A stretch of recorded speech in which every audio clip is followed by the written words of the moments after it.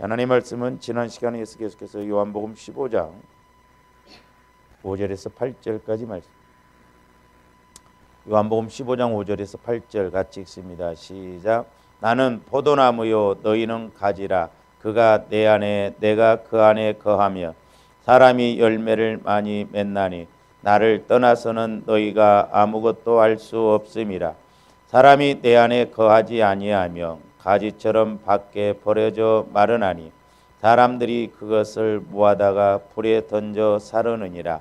너희가 내 안에 거하고 내 말이 너희 안에 거하면 무엇이든지 원하는 대로 구하라. 그리하면 이루리라. 너희가 열매를 많이 맺으면 내 아버지께서 영광을 받으실 것이요 너희는 내 제자가 되리라. 아멘. 사랑의 주님, 감사를 드립니다. 이제 우리가 예수 그리스도를 믿음으로 우리 주님께서 성령 하나님을 통하여서 우리를 성전 삼으시고 우리 안에 거하신다고 하셨사오니 이제 우리가 주님 마음 안에 또한 주님이 우리 마음 안에 거함으로 이제 주님과 내가 연합되어져서 날마다 성령 하나님의 다스림을 받고 우리의 신앙생활에 성장이 있고 또한 열매가 있고 은혜가 있고 해결이 있는 축복이 주어지게 하여 주시옵소서. 감사를 드리오며 예수 그리스도 이름으로 기도하옵나이다. 아멘.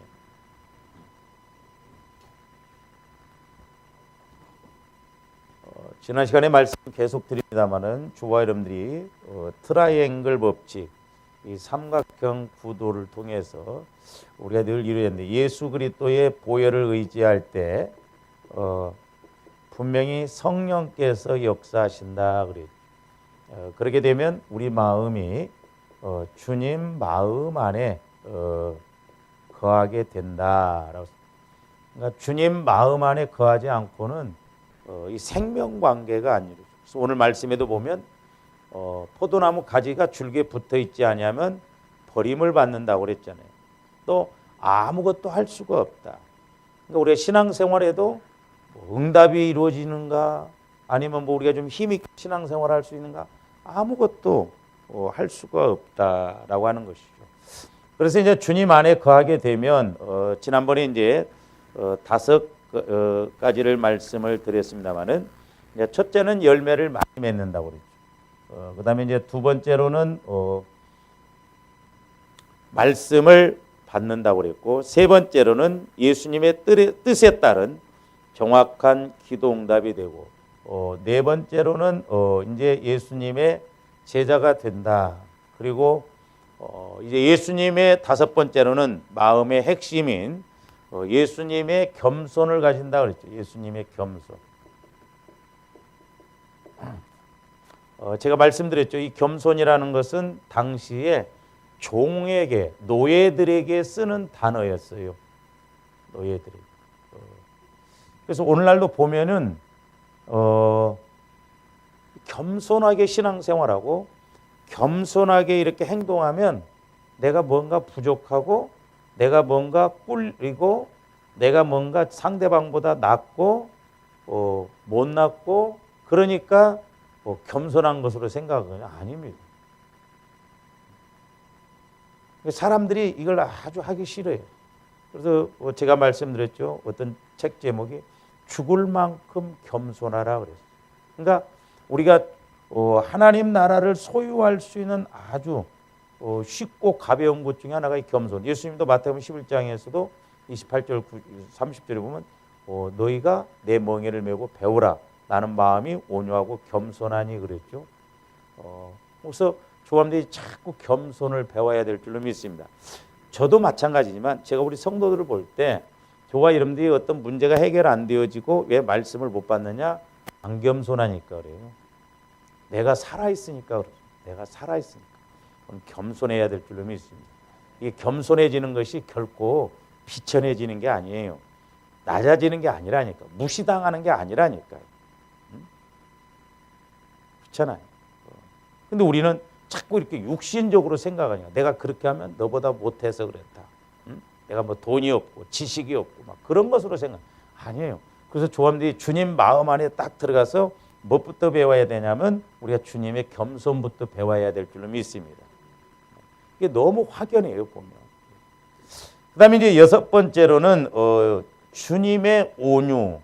지난번에도 이제 우리가 말씀을 조금 상고를 했습니다만은 또 하나 이제 중요한 게 뭐냐면 온유한 마음이에요. 온유. 성경에 보면 다 찾을 수는 없지만 오늘 또 이제 찾겠습니다만은 이 온유가 아주 어디에나 꼭 들어가 있습니다. 왜 그러냐?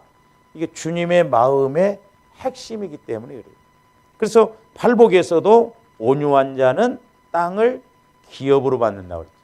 그러니까 왜 온유한 자가 땅을 기업으로 받느냐?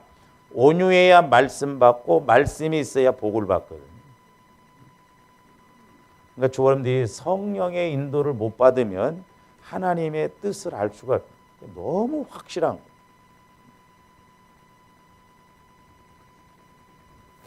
그래서 이제 마태복음 11장 29절에도 아까 말씀드렸습니다만 나는 마음이 온유하고 겸손하니 나의 멍에를 메우고 배우라 그랬고 모세는 지면의 모든 사람보다 온유했다.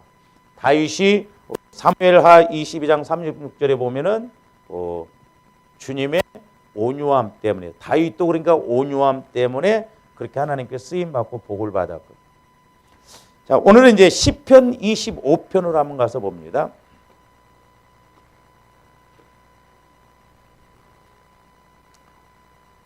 시편 25편 9절 한번 보세요. 9절. 온유한 자를 정의로 지도하심이요. 그랬죠? 그러니까 다른 말로 말하면 주님 마음을 가져야 정의, 의로운 것으로 하나님이 늘 지도하신다 이 말입니다. 할렐루야. 뿐만 또 뭐라고 그랬어요? 온유한 자에게 그의 도를 가르치시리로다. 도를. 그러니까 하나님의 말씀의 도. 어떻게 해야 은혜 받고 어떻게 해야 복을 받고 어떻게 해야 마귀와의 싸움에서 승리하는가 그 도를 길을 가르쳐 준다. 그러니까 이 온유가 너무너무 중요한 거예요. 겸손과 온유가 중요하다 이 말. 조합들이 뭐 다른 것보다도 우리가 주님 마음을 갖되 겸손과 온유한 마음을 자꾸 바꿔달라고 기도해야 될 줄로 믿습니다. 그러니까 이 단계에 들어가면 이제 적어도 성령을 통해서 말씀이 깨달아지거든요. 그래서 이 말씀이 이렇구나. 이 말씀이 이렇구나 하는 것을 알게 된다. 그래서 우리의 나이가 들수록 시간이 지날수록 자꾸 하나님이 일하심을 봐야 될 줄로 믿습니다. 그러면 이제 시편 25편 9절하고 온유한 자를 정의로 지도하시며 온유한 자에게 그의 도를 가르치셔. 온유한 자에게 그의 도를 가르치신다고 그랬는데 자, 이 말씀하고 신약성경 야고보서 1장 21절하고 한번 연결해서 봅니다. 야고보서 1장 21절.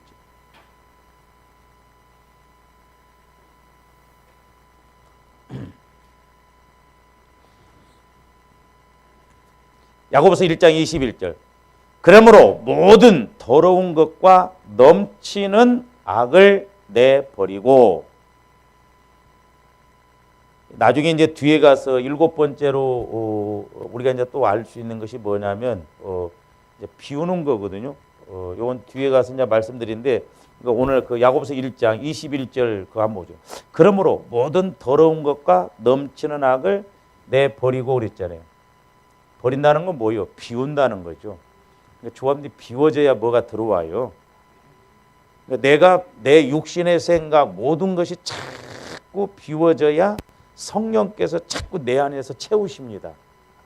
근데 안 비워지니까 더러우니까 성령이 역사할 수가 없다 이 말이에요. 근데 이제 그것은 나중에 이제 뒤에 한번 말 보고요. 잘 보세요. 너희 영혼을 능히 구원할 바 그랬죠? 영혼을 능히 구원할 바. 물론 우리 영혼은 예수를 믿음으로 말미암아 선물로 구원을 받았어요. 법적으로. 근데 이제 저와 님들 영혼이 자꾸 자라나야 할 거 아니에요. 영혼은 하나님의 형상이잖아요. 그리스도의 창성한 분량에까지 자라나야 된다고. 그러니까 믿음이 자라난다는 건 뭐예요? 내 영혼이 그만큼 말씀에 대해서 깊이 알고 그 주님 심정을 아는 단계까지 자꾸 자라난다는 말이죠. 그러니까 영혼이 자라나려면 이제 구원할 바 이 말은 자꾸 이제 성장하고 자꾸 우리 영혼이 성장하려면 그런 말이죠. 마음에 심어진 말씀을 뭘로 받으라는 거요? 온유함으로 받으라는 거예요. 온유함. 그러니까 온유한 마음으로 받아야, 잘 보세요. 온유한 마음으로 받을 때, 그러니까 주님 마음이 온유하다고 했죠. 그러니까 주님 마음으로 말씀을 받을 때 내 영혼은 주님 마음 안에서 성장하거든요. 그러니까 우리 영혼이 자꾸 성장한다 이 말입니다. 할렐루야. 그래서 아까 이제 시편 25편 있는 말씀하고 도를, 말씀을 깨닫고 나니까 그래서 그 말씀이구나. 자꾸 우리가 이제 길을 찾아가고 자꾸 우리 생각이 성장하고 성령이 기뻐하시고 원하시는 것이 무엇인가를 알게 된다는 거예요. 그러니까 온유함으로 받으라는 거예요. 온유함. 말씀을 온유함으로 받으라. 22절까지도 한번 보실래요? 잘 보세요. 저한테 내 마음 갖고 말씀 받으면 절대 일시적으로는 행동할 수 있지만 마음에 맞으면 하고 안 맞으면 안 합니다. 그래서 보세요. 너희는 말씀을 행하는 자가 되고 듣기만 하여 자신을 속이는 자가 되지 말라. 말씀을 들었으면 행함으로 가야 돼요. 근데 우리 영혼은 자꾸 행함으로 가기를 원합니다. 왜? 영혼이 잘 되니까. 영혼이 복을 받아야 되니까. 그래서 제가 말씀드렸죠. 뭐 내나 나나 같은 말인 것 같지만 정확하게 표현하면 나 영혼이라고 그래야 정확하게 맞다 말이에요. 진짜 나다. 내 영혼 그러면 내가 있고 어떤 내 필요한 것에 따라서 이렇게 내 것이다 이렇게 하는데, 물론 같은 의미는 아니면 그러나 정확한 의미다. 그러니까 자꾸 조함들 영혼이 자라네. 영혼이 자라나야 영혼은 잘 되는 일, 영혼이 잘 되는 일. 왜? 영혼은 죽었다가 살아났잖아요. 잘한다 말이요. 예수 믿기 전에 조함들 영혼이 죽었었잖아요. 근데 예수를 믿음으로 영혼이 살아났어요. 그러니까 사는 길이 어떤 것이며 장차 받을 상급이 뭔가를 안다는 게, 영혼은 영원하니까. 그러니까 자꾸 예수 그리스도 안에서 말씀을 깨닫고 영혼이 성장해서 이 육신을 끌고 다니면서 복 받을 일이, 그래서 우리 육신을 끌고 다닐 때 성전이 된다 이 말이에요. 성전. 하나님 기뻐하시는 성전. 할렐루야. 근데 이렇게 안 하면 자신을 속이는 자가 된다. 자신을. 조함들이 속고 가면 안 됩니다. 신앙생활 실컷 했다고 했는데 나중에 딱 죽고 나고 보니까 영혼은 어린아이처럼 자라나지 않았다. 그 중들이 죽으면 그 불에 막 태워서 사리를 꺼낸다고 그러잖아요. 저도 이렇게 불에다 태우면 저도 살이 나올 거예요. 살이는 다 나와. 뼈가 이렇게 하면 누구나 다 나와. 뭐 살이가 많이 나오면 뭐 더 돌을 잘 닦았고 뭐인데 그거 다 속는 것이고, 우리 예수 믿는 사람들은 조함대 겉사람이 딱 벗겨지면 우리 속사람이 영혼이 성장해서 나타나야 될 줄로 믿습니다. 할렐루야. 근데 겉사람이 딱 죽었는데 이 영혼이 이상하지 않아요? 예수님이 신랑으로 오신데 그 데려다 모으겠어. 그러니까 오늘날 신앙생활을 하는데 영혼의 초점을 안 맞추니까 예수를 30년 죽을 때까지 믿어도 그러니까 통곡할 일이라니까요. 조합이. 그러니까 우리가 좀 뭔가 좀 될 것을 가지고 기도해. 그래서 어떤 때는 말이 안 된 것 같아도 하나님 내 영혼도 좀 한번 보여줘 보세요. 그러면 하나님이 네가 이제 뭐 아는구나. 영혼은 그냥 자라나지도 않고 막 조그만해 갖고 어린아이처럼 그러는데 막 육신적인 축복만 거기다 막 부숴달라고 하니까, 그런 걸 제가 비유적으로 이렇게 깨닫는 건 뭐냐면, 여러분들 지게질 해보셨어요? 전 지게질도 해보고 다 해봤는데, 내가 시골서 사는데 다 할 줄을 알았는데 딱 하나 못하는 게 있는데 쟁기질은 못. 쟁기질은 내가 배워보려고 했는데 못 배우거든요. 왜냐하면 이게 어떻게 하느냐에 따라서 푹 들어가서 안 가버리고, 어떻게 이렇게 하면 그냥 쭉 안 가버리고 가버리고. 그래서 옛날에 모습도 쟁기질을 하면 세경이 몇 가만이 더 많고, 쟁기질을 못하면 세경을 덜 줬어. 내가 쟁기질을 한번 해보니까 안 돼. 우리 아버지는 그 간단한 것 같은데 이렇게 하면 그 보습이 푹 들어가고 소가 못 가. 무거우니까. 그럼 이래 하고 조금 돌리면 그냥 꽉 가버리고.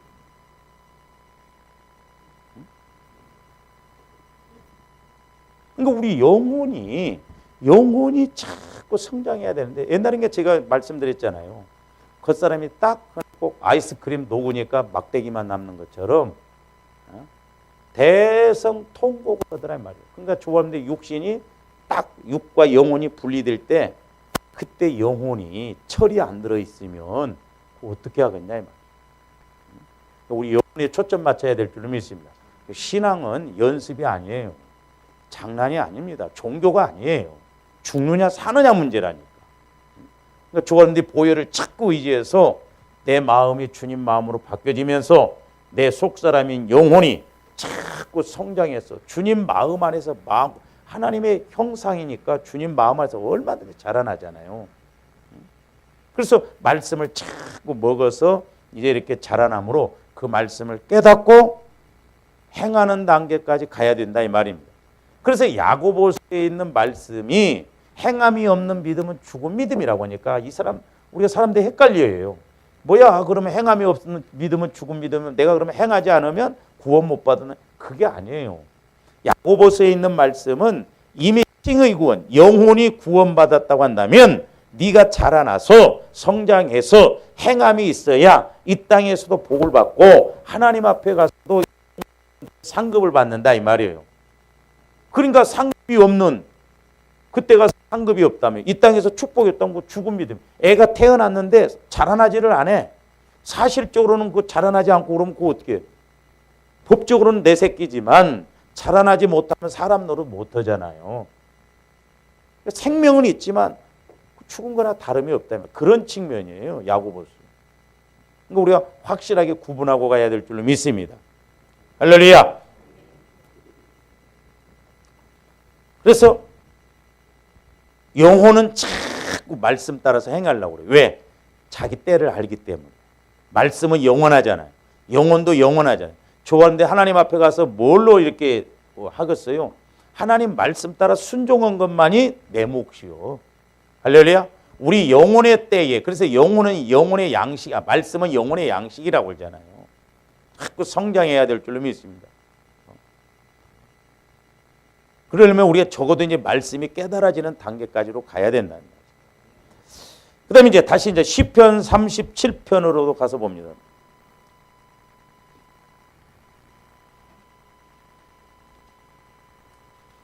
시편 37편 11절 한번 보세요. 이 온유함 이런 것이 참 중요하다라고 하는 것이 11절 보니까 뭐라고? 그러나 온유한 자들은 땅을 차지하며 풍성한 화평으로 즐거워하리다. 그러니까 화평케 하는 자는 하나님의 아들이다. 우리가 마태복음 아까 5장에서 저번에 봤었죠.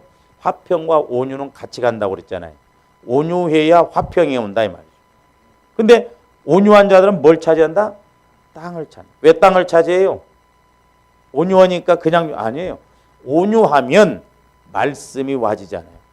말씀을 체험하게 되면 아까 야고보서 있는 말씀대로 말씀을 체험하고 깨닫고 믿고 행하는 자가 되기 때문에 이 땅에서 복을 받는다 이 말이에요. 그러니까 성령을 통해서 우리가 복 받을 일을 하나님이 분명히 가르쳐 주신다 이 말이에요. 전인적으로. 그러면서 또 뭐라고 써요? 풍성한 화평으로 즐거워하리라. 그러니까 주님 마음이 오면, 온유가 오면 나의 멍에를 메고 배우라 그랬잖아요. 그러면 너희 마음이 쉼을 얻으리니. 그렇잖아요. 그러니까 막 골치 아프고 그런 것이 왔다 할지라도 주님 마음, 온유한 마음이 와지면 그렇게 걱정할 일이 아니고. 할렐루야. 왜? 주님 마음 안에서는 모든 것이 길이 있고, 제가 이렇게 기도다 보면 성령께서는 뭐냐면 다 길은 있다는 거예요. 길을 몰라서 그래요. 그래서 우리가 영적인 원리와 법칙을 잘 알아야 된다는 게 그렇죠. 막 복을 주시옵소서 막 그러보다는 내 마음이 온유해지면 굳이 그런 기도를 안 해도 내 행동이, 내 믿음이 복 받을 수밖에 없다 이 말입니다. 이제 오늘 또 이렇게 이제 기도를 하면서 참 너무 하나님은 정확해요. 예를 들어서 여러분들이 통장에 보세요. 돈이 10억이 있다. 통장에. 그러면 통장에 돈이 10억이 있으면 돈 문제가 얼마까지 와도 우리는 능히 해결할 수 있어요. 10억. 근데 통장에 돈이 없으면 1억의 문제가 와도 힘들어요. 막 1억의 문제가 와서 통장에 돈이 없으면 뭐 3억, 4억 문제가 오면 어떻게 하겠어?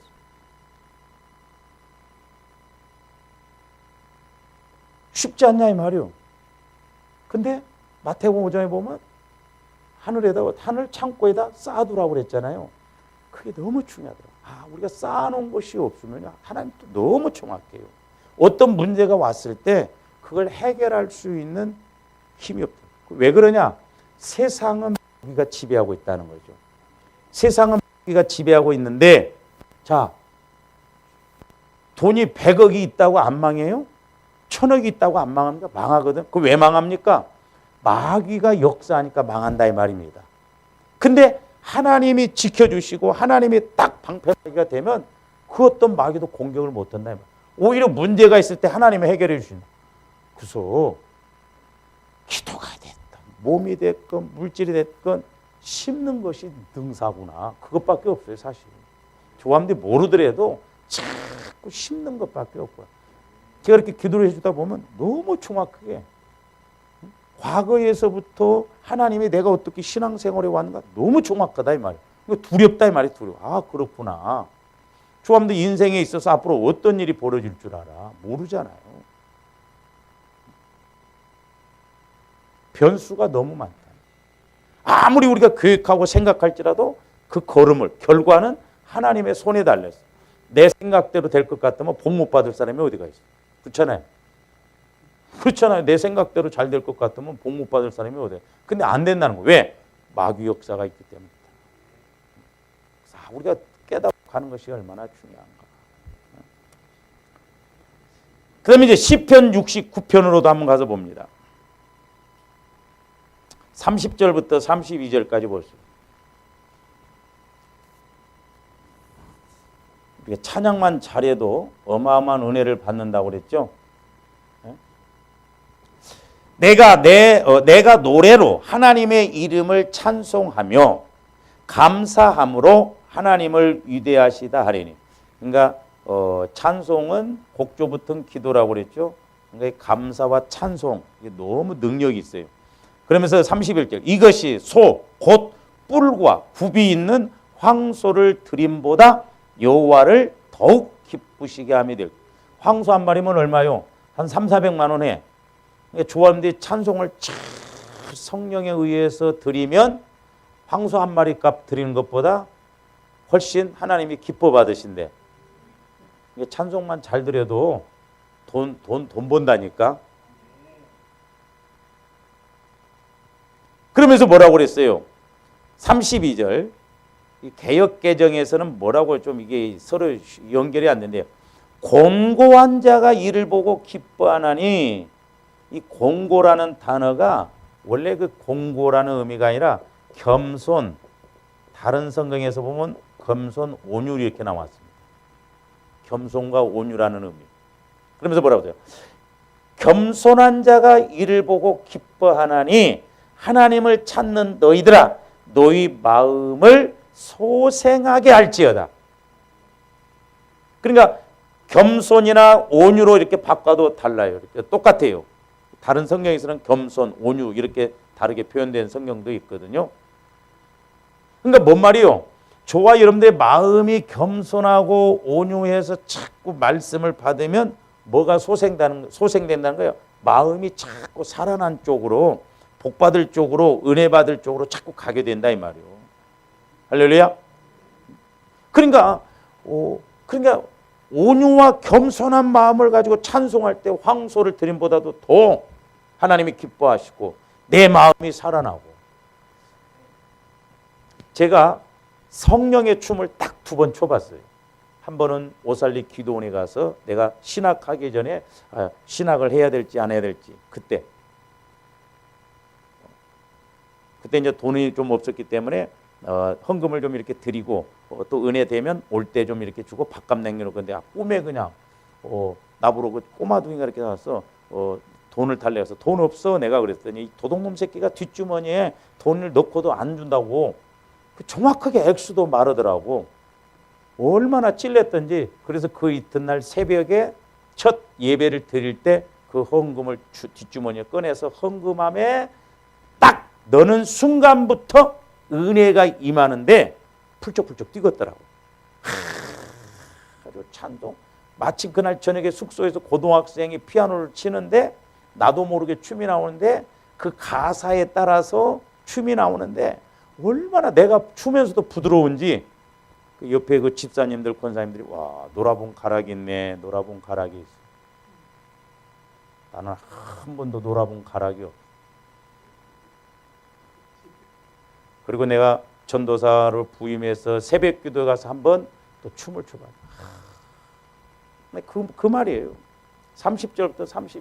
그러니까 그런 찬송, 그런 감사는 하나님이 받으신다. 그래서 이 겸손과 온유한 자가 마음이 살아나고 자꾸 가요. 근데 조원들이 신앙생활도 보세요. 처음에 할 때하고 가면 갈수록 능구렁이가 돼가지고 어지간히 말해서는 은혜도 못 받고 굳어져가지고 요령만 피우고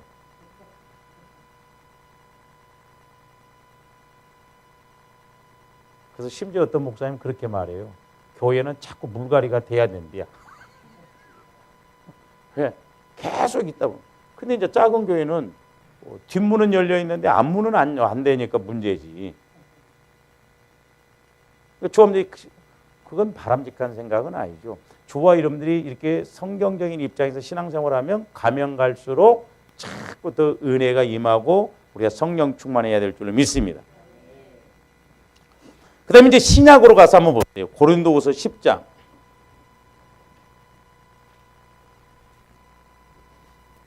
그 어지간하면 그냥 약방의 감초처럼 온유가 꼭 들어가요.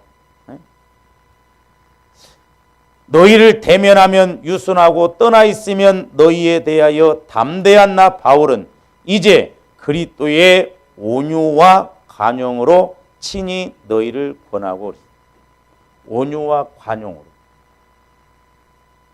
제가 이제 저도 참 이제 과정 중에 있는데 이제 이게 온유와 관용이 참 중요한 게 뭐냐면 우리가 대화를 하면서도 부부간에도 이제 그런 게 중요한데 말부터 하면 성질부터 내는 사람들이 있죠. 그렇죠? 뭐 말을 하면 그냥 싸움이 되는 말이 해버려. 근데 이제 성령께서는 뭐냐면 그렇게 하면 절대 안 된다는 거지. 둘 중에 하나가 온유해서 온유한 마음으로 자꾸 말을 하고 그러면 이제 내게도 가시가 있고 이 사람에게도 가시가 있고. 잘 보세요. 마귀 역사는 제가 지난 이제 주일 난 예배도 좀 막 마음이 급하게 설교를 하는데 인터넷상에 들어있는 청경자 화백이 그 뱀 무더기를 그린 건 있는데 뱀 무더기를 이렇게 해놓은 것은 없더라고. 그래서 제가 못 찾았는데 그러니까 율법도 우리가 야고보서에 봤지만 율법 하나를 범하면 이거 안 범했다고 해서 이 죄가 없는 게 아니에요. 똑같습니다. 왜? 율법은 모든 것이 하나입니다. 근데 마귀 역사도 마찬가지더라고. 자 보세요. 마귀 역사도 겨울에 보면 뱀들이 이제 한때 뭉치거든요. 이렇게. 여기 이제 본질적인 건 마귀 역사요. 이게. 근데 대가리들은 다 달라. 응? 그러니까 그걸 아는 것이 중요하더라고. 자, 사고사의 영이 자살사의 영과 함께 역사를 한다 이 말이에요. 그러니까 자살시키기 위해서 사고를 내게 한다 이 말이에요. 그런 게 있다니까요. 조합들 그래서 상처 이런 쓴뿌리가 치료되지 않으면 무섭습니다. 그런 것들이. 그러니까 원인을 못 찾아. 근데 따라가 보면 그 별 쓰는 소리를 내가 다 하는데 우리 옛날에 시골에 미나리광이라고 있어요. 미나리광. 여러분 그 지렁이가 우는 소리 들어보셨어요? 네? 못 들어봤어요? 그렇게 울어 여름에. 그 큰 지렁이가 떨면서 우면 그 소리가 나요. 근데 미나리광에 빨개 가지고 조그마한 그 거머리 같은 것들이 막 이런데 한번 쏙 들어가 버려. 알아야지. 그러니까 이 영적 세계도 제가 이제 지난번 그 금요일 날 기도하면서 성령께서 우리를 한 사람 한 사람을 세놓고 네 정체가 뭐냐, 네 안에서 방해하는 역사 모르고 있는 사람도 있더라니까. 그러니까 내 안에서 예를 들어서 미움의 영이 역사하면 그 미움을 자꾸 가게 해서 예를 들어 부부간에 미움이 오면 에이씨 막 싸우다가 에이씨 한잔 해버려. 그러면 이제 그렇게 끌고 가는 거야. 근데 실질적으로 현상에서는 뱀 대가리들이 여기서 막 춤을 추는데 결국 봄에 연결되어 있다 이 말이에요, 여기에. 그러니까 우리가 요걸 알아야 돼, 이걸. 병마마귀가 역사에서 병마마귀를 쫓아낼 것 같으면 쉬운데 병 걸렸는데 왜 병 걸리겠는가? 교묘하게 이렇게 역사해요. 그러니까 잘 보세요. 병 걸리게 했는데 자살사의 영이 역사하면 병 걸려갖고 힘들고 괴로우니까 자살이 죽게 만든다. 그러니까 자살사의 영이 병들게 한다 이 말입니다. 그러니까 우리가 그 단계까지 가야서 봐야 된다 이 말이에요, 영적으로. 근데 우리가 그걸 아냐 이 말이요. 우리 생각으로는 죽었다 깨나도 모른다 이 말이에요.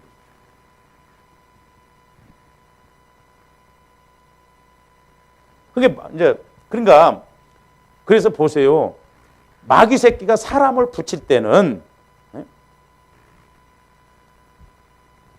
난 지금까지 모르겠어요. 뭐 보면서 야, 참 저 부부는 진짜 영적으로 잘 만났다. 이런 사람 찾아보기 어렵더라. 어쩌면 싸움 타자 하도록 그렇게 안 좋은 그런 꼭 왼수 지고 가면 갈수록 그렇게 갈 수밖에 없는 그 사람을 어쩌면 그렇게 찍어서 만났는가. 그게 신기하더라니까.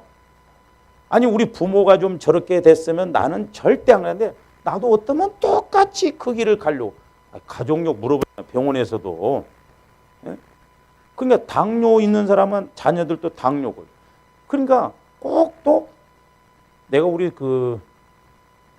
우리 아버지 형제간이 오형제간인데 우리 아버지 형제 중에는 그때는 몰랐는데 주로 중풍 혈압으로 돌아가셨습니다. 우리 아버지만 자연사 하셨어요. 우리 큰아버지들은 다 암 걸리고 큰어머니 중풍 다 이렇게 해서 돌아가셨어요. 우리 셋째 큰아버지는 화장실에 가서 대변 보시다가 혈압으로 돌아가셨어요. 근데 그 셋째 큰아버지 그 가정도 두 가지 약함이 있었는데 그 우리 사촌 형들이 이렇게 많이 헤어졌는데 조카들이 벌써 그렇게 됐다. 그동안 조카 사위가 혈압으로 나가 떨어졌다. 그러니까 사람 구실을 못하니까 헤어지더라니까. 그 사촌 형님, 사촌 누님, 큰아버지 그 세 형제가 다 그렇게 서로 그런 가정의 문제인데 그렇게 돼요. 그러니까 마귀가 그런 식으로요. 근데 보세요. 여러분들 이제 신앙생활 할 때 보세요. 내 안에 이런 것이 처리가 안 되어지면 꼭 마귀 새끼가 만나도 나 이거 X표 키울 수 있는 요걸 꼭 이런 사람 만납니다. 안 그래요? 그런 경험 없어요? 그러니까 내가 성질이 좀 급하고 못돼 먹었다면 내 못된 성질을 돋구는 그런 사람만 만나. 가서 보면 가서 라면 먹어도 꼭 옆에서 꼭 그 성질을 돋구는 사람, 그 사람만. 그러니까 저 모습이 내 모습이다 그렇게 봐야 돼. 어때서 꼭 생기기도 저렇게 생겼다냐 그럴 때 너는 그 소리를 들어봐. 그러니까 마귀가 꼭 그렇게 해서 우리 안에 있는 영적인 것. 근데 부부도 마찬가지입니다. 그러니까 부부간에도 서로 이렇게 처리 안 하면 평생 악순환입니다. 기차철로 이렇게. 근데 이제 제가 깨닫는 게 뭐냐면 온유이 제가 말을 하다가 이거 딴 데로 갈 때가 있어. 그때 얼른 가르쳐 줘야 돼. 그러니까 온유한 마음을 가지고 저도 잘 안 돼 이게요. 해보려고 그래야지 했다가도 대화하다가 막 훅 해버려 이게. 그러니까 어떻게 하냐면 그 신기하더라고요.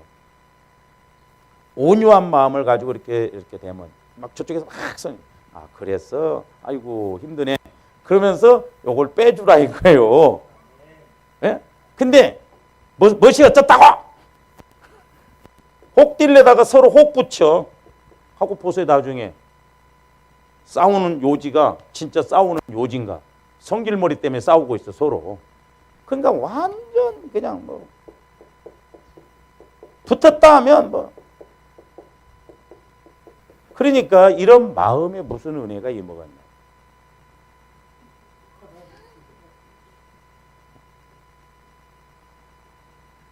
저도 이제 어떤 데는 우리 성도들 이 정도 됐으면 조금 좀 그러니까 온유한 마음으로 이렇게 할 때 그러면서 그 안에 있는 걸 빼내야 했거든요. 그렇게 해서 자꾸 그 안에 있는 걸 빼내면 거짓말같이 좀 그렇게 하지 마라 뭐 어쩌라 말 안 해도 자기 안에서 스스로 깨달아야 집니다. 그렇잖아요. 그러니까 예를 들어서 이제 막 술 먹고 그러면 술 먹지 마, 뭐 어쩌고 막 그렇게 해갖고 끊을 것 같으면 벌써 끊어. 더 먹습니다. 근데 아이고 술 먹기 힘들지. 그래서 자꾸 그렇게 해서 그 마음에 이런 것을 스스로 깨달아야 돼요. 스스로 깨달아. 그래서 그 안에서 자꾸 성령이 술 먹으면 안 되구나. 철이 들어서 이렇게 이 안에 영적인 본질적인 것이 빠져나가야 된다. 여기 사고사 대가리 딱 잘랐다고 그래서 끝난 게 아니요. 예? 자살사 영이 또 역사하면 이게 또 역사가 나타난다 이 말이죠. 이 본질이 다 같이 연합으로 하니까 지난번에 그래서 말씀드렸죠. 온유 저와 근데 온유로. 그래서 말을 부드럽게 보여. 제가 이제 올해 이제 우리 지방에서 또 재무를 맡았는데 이용규 목사는 은상 같대. 돈을 보면 우리가 막 캄보디아 갔다 오고 나서도 1,500만 원 후원을 해줬는데도 2,500 다시 원위치 돼버렸거든요. 어떻게 어제도 목사님 이제 이렇게 몇 명이 모여서 신기하다 그래서 하나님 전적인 은혜다 그런 이야기를 했거든요. 근데 하나님이 역사하시면 자꾸 하나님이 그렇게 하게끔 돼 있다 말이에요. 할렐루야. 우리가 할 수가 없어요. 그래서 저와 여러분들이 자꾸 그러죠. 그래서 이제 제가 그 해외 선교비를 꼬장꼬장 안 내려고 하는 목사님이 있는데 너무너무 내가 감사한 게 내가 회장할 때 제일 말 많은 목사님 두 분이 거의 안 나오니까 금방 잘 돌아가더라고. 그리고 제가 걱정했던 막 월말에 되면 총회할 때 되면요 탕감을 해주고 그랬어요. 못 내니까. 근데 제가 해외 선교부 허울 때는 한 달도 안 미루고 정확하게 따박 다 나왔고 물론 이제 정 안 되면 내가 카톡으로 좀 보내기도 하고 그랬거든요. 근데 그 목사님이 어렵기도 하지만 꼬장꼬장 안 낼 줄 알았더니 어쩌면 그렇게 잘 내는지 너무너무 감사하더라고. 그래서 내가 교만한 소리가 아니에요. 내가 물질에 대해서 정확하게 하려고 하고 투명하게 하려고 하나님이 일을 하시는구나. 그거더라고. 내가 그거 이야기하려고 해주고 싶었는데 그게 교만하다고 할까 봐서 그 소리는 안 했어. 그건 비밀로. 그러니까 좋아하면 하나님 앞에 내가 주님 마음을 가지고 가면 신기해요. 그러니까 그 젊은 목사님이 이용규 목사님은 은사 같대. 왜? 목사님이 맡기만 하면 재정이 풍성하면서 이렇게 어떻게 그렇게 되냐 이 말이에요. 근데 우리 교회 굴러온 것도 보면요. 굴러왔다면 안 되지. 이렇게 재정적으로 돈도 우리가 의외로 많이 들어갔잖아요. 캄보디아 가고 여기 또 뭐 인테리어 하고 또 승용차 구입하고 그 승용차가 또 다 끝났어요. 또 여러분들이 헌신도 해주고 그래서 그러니까 하나님이 하시고자 하면 신기하게 우리가 그걸 알아야 되겠더라. 근데 우리는 내가 하려고 하고 내 시각으로 보려고 하니까 뭐 어때? 그러니까 나도 어떤 면에서 우리 교회 생각한다면 교회들이요 막 저축을 많이 해놉니다. 우리 교회 겨우 돈이 2천만 원 해놨어. 얼마나 감사한지 몰라 그래도. 뭐 일 생기면 빈털터리 돼버리고 나 마찬가지고 개인적으로. 근데 지금까지 이렇게 왔다는 거 보면 너무 감사해요. 그러니까 막 내 생각, 내 계산으로 뭐 해서 하려고 하는 것보다는 하나님이 이렇게 하시는 것이 훨씬 오래 가고 길고 확실하더라 이 말. 할렐루야. 그래서 온유와 관용으로 친히 너희를 권했다. 그러니까 사도 바울이 훌륭한 점이 그거예요. 똑똑하고 수준 높고 이런 사람이 참 밑바닥에 있는 사람 고기 먹어서 시험 될 것 같으면 고기 안 먹고 그 사람하고 똑같. 그게 어려워요. 온유함이 없으면 어렵습니다. 그러니까 사도 바울은 주님의 마음과 주님의 겸손이 있었기 때문에 그렇게 할 수 있다. 우리는 조금 더 안 내려가려고 그러잖아요. 그 다음에 갈라디아서 5장 23절도 보세요. 자, 성령의 열매 중에 9가지 열매 중에 하나가 뭐예요? 23절. 온유와 절제니 이 같은 것을 금지할 법이 없느니라. 그러니까 성령의 인도를 따라서 우리가 온유하고 그러면 그 누구도 방해할 그런 법이 없다라고 하는 것입니다. 그 다음에 6장 1절도 보세요. 갈라디아서 6장 1절. 형제들아, 사람이 만일 무슨 범죄한 일이 드러나거든 신령한 너희는 온유한 심령으로 그러한 자를 바로잡고 너 자신을 살펴보아 너도 시험을 받을까 두려워하라. 중요한 말이죠. 나도 똑같이 그 사람 내가 그 입장 되면 나는 도울 수 있어. 그래서 내노람부라는 것 있죠. 내가 바람 피우면 로맨스, 다른 사람이 남편이 그러면 불륜. 그러니까 내가 하는 건 잘한 것이고 내가 성질 내는 건 잘하는 것이고 아내가 누가 성질 낸 건 기분 나쁘고 그러면 안 된다 이 말이에요. 그게 관용. 온유한 심령으로 그러한 자를 바로잡으라. 당신 그럴 수가 있어. 여러분 이리 봐. 생활이 어떤데 그 돈을 쓰고 막 그래 봐. 여보 낯간지러워? 그렇게 하려면 그렇게 해서 온유한 것으로 너 이렇게 해서 그러면 스스로 깨달아야지. 야 이 자식 그게 잘했다고 생각하냐? 귓밥 먹는 것도 뚫어놓고 막 먹지 마 그러려면 막 해놓아. 한마디 상처가 10번 잘해준 것보다 평생 갈 수 있다 이 말이죠. 그런 거. 그래서 이 온유함으로 온유한 자를 그러니까 아무리 어떤 애도 온유한 마음으로 왜? 이런 것을 생각하면 나도 똑같을 수가 있다 이 말이죠. 그게 유대인들이 나는 살인죄를 안 범하니까 경히 여겼다. 아니라 이 말이에요. 다른 죄를 범하면 너도 얼마든지 살인죄를 범할 수가 있다. 왜? 연결이 되어 있기 때문에. 그래서 우리가 온유함으로 서로 다 피차 일반. 하나님 보시기에는 다 똑같아요. 모래알이나 바위를 한강에 던져도 다 가라앉는다니까. 두치 셋치밖에 안 돼. 그런 걸 가지고 그래. 그 다음에 에베소서 4장 2절도 보세요. 꼭 들어가는 것이 이 온유입니다. 온유. 모든 겸손과 온유로 하고 그렇죠? 모든 겸손과 온유로 하고 오래 참음으로 사랑 가운데서 서로 용납. 그러니까 잘 보세요. 저 사람들이 그리스도의 마음 안으로 들어가지 아니하면 이런 사랑 가운데 오래 참아 온유와 겸손으로 해 완전 반대예요. 우리. 그러니까 저 사람들이 주님 마음 안에 들어가야 그나마 그래도 우리가 흉내라도 내고 그나마 해보려고도 한다 이 말입니다. 그런 마음이 없으면 안 된다 이 말. 그러니까 계속 사도 바울은 이런 데를 이 말씀을 강조하는데 그다음에 이제 골로새서 3장 12절도 보세요.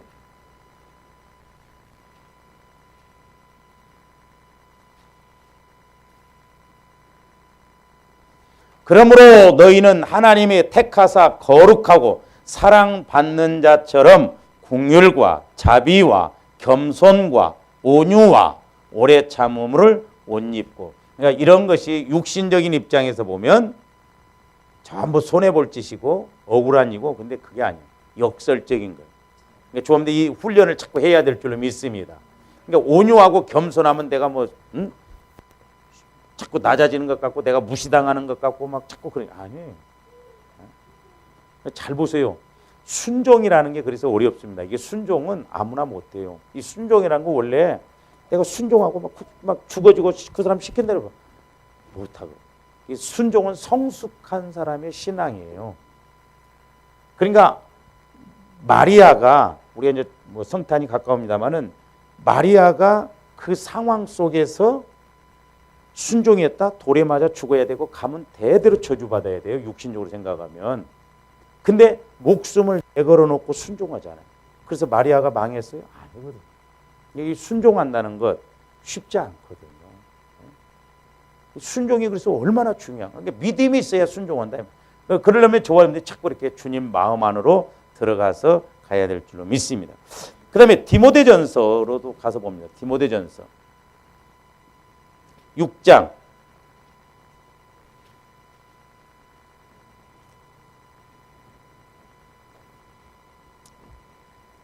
11절부터 12절 보세요. 오직 너 하나님의 사람아 이것들을 피하고, 이것들을 피하라는 것은 그 앞에 이제 1절부터 10절, 특히 뭐 돈을 사랑하며 일만하게 뿌리다 이런 걸 피하라는 것이죠. 이것들을 피하고 의와 경건과 믿음과 사랑과 인내와 온유를 따르며 그랬죠. 온유를 따르며. 그러면 12절에 보세요. 연결해서 한번 봅니다. 믿음의 선한 싸움을 싸우라는 거예요. 처음에 저도 믿음의 선한 싸움이 뭔가 해석이 안 됐어요. 믿음의 선한 싸움이 뭐예요? 믿음의 선한. 그 싸움이 무슨 선한 싸움이 있어요? 그래서 이제 흔히 말하면 지는 것이 이기는 것인데 그게 믿음의 선한 싸움. 그러니까 온유로 하면 이렇게 참는데 막 한마디 하면 10마디 해버려, 우리는. 그렇죠? 그건 선한 싸움 아니에요. 100% 지는 거예요. 근데, 자, 싸움은 특히 보면 이제 두 가지로 경계하는 자가 법대로 경계하라고 하면서 디모데전서에 보면 이제 나오는데 운동선수가 싸움을 하죠. 운동선수. 그죠? 그 다음에 두 번째로는 군인이 싸워요. 군인이. 그러면 자, 보세요. 운동선수가 싸움에서 이기려면 뭐가 있어야 돼? 실력이 있어야 돼. 그러면 군인이 싸워서 이기려면 뭐가 있어야 돼? 에? 성경적으로 한번 이야기를 해봐. 에? 군인이 말씀으로 싸워? 무기가 있다는 건 뭐가 있다는 거요? 무기가 총이지 무슨 무기가 총? 무기가 있다는 건 뭐요? 능력이 있다는 말이에요. 능력. 그렇잖아. 성경 용어로 보면 능력. 그러니까 자, 운동선수는 실력이 있어야 돼. 군인은 능력이 있어야 돼. 요즘은 그러니까 뭐 소총전 아니에요. 막 미사일로 쏴버린다니까. 전천후요. 지금은 뭐 전방 후방이 없어. 군인은 그래. 이렇게 운동선수는 실력이 있어야 하고 군인은 능력이 있어야 해요. 우리가 영적 싸움에서 그러면 실력이 있고 능력이 있다는 게 뭐예요?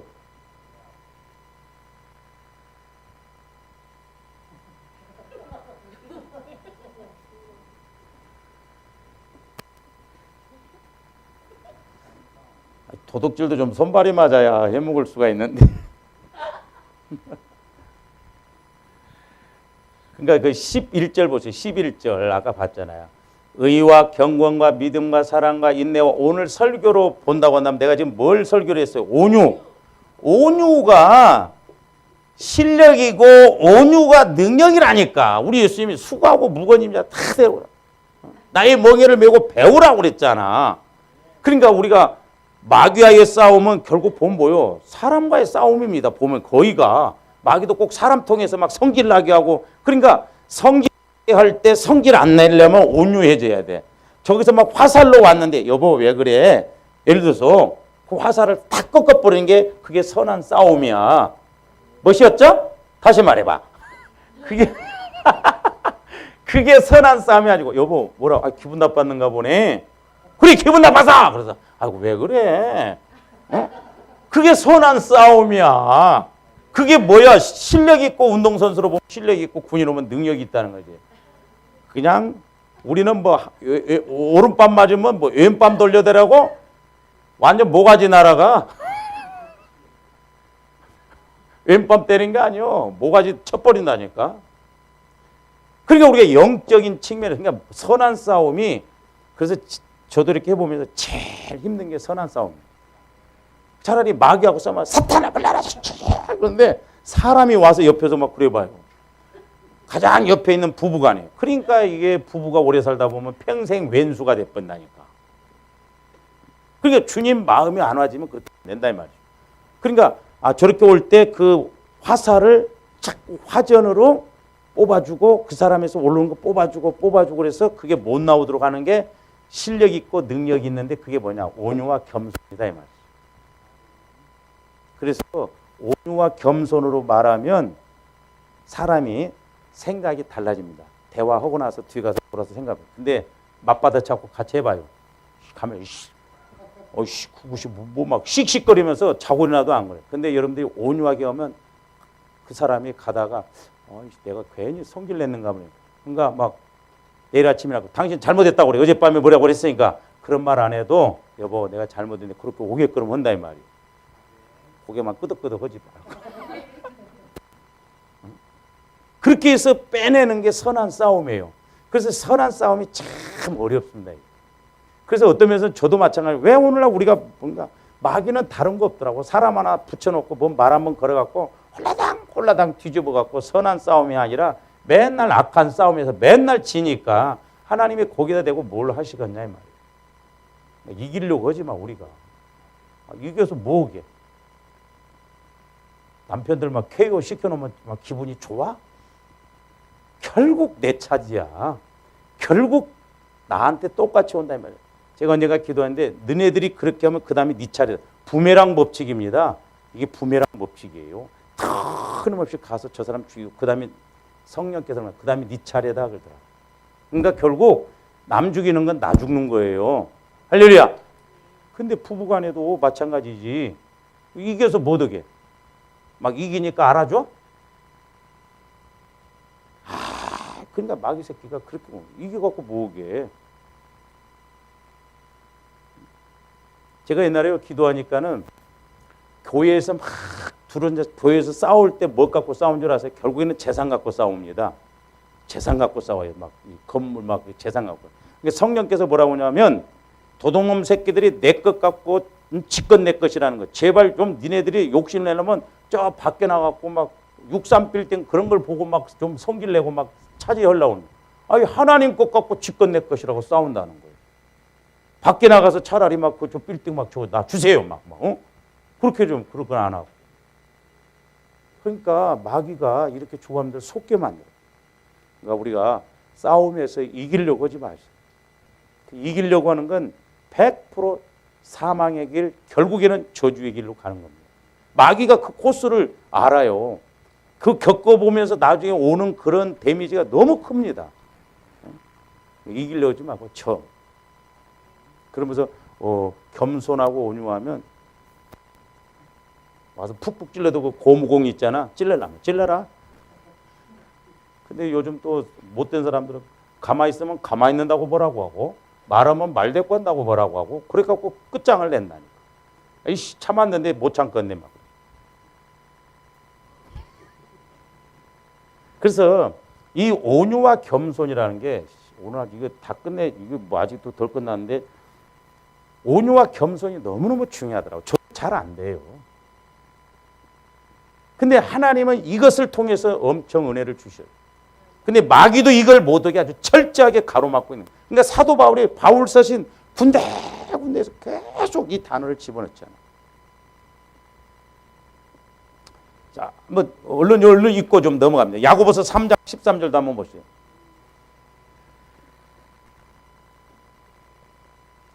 다음에 합시다. 다음에 기도합시다. 아버지 하나님 감사를 드립니다. 우리가 오늘 특별히 주님 마음 중에 하나인 겸손과 온유에 대해서 말씀을 상고했습니다.